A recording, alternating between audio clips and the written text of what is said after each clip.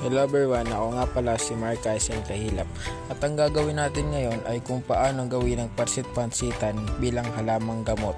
Mga benepisyo gamit ang pansit-pansitan bilang halamang gamot.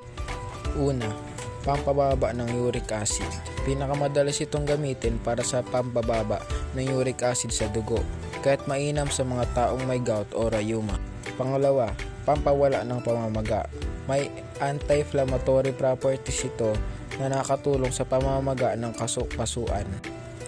Pangatlo, pampababa ng lagnat. Ginagamit sa ilang lugar bilang natural na pampababa ng lagnat.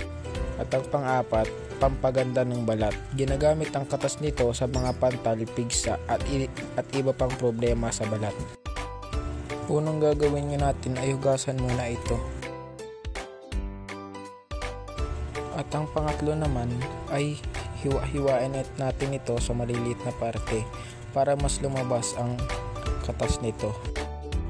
At kapag nahiwa na natin ito, saka naman natin ito pakuluan ng nasa 10 minuto o 15 minuto.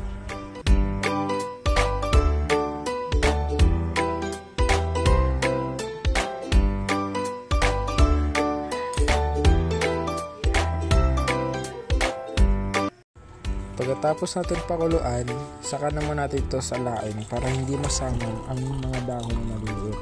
Ito nga pala, iniinom lamang isang beses sa isang araw. At ito na nga po ang kinalabasan.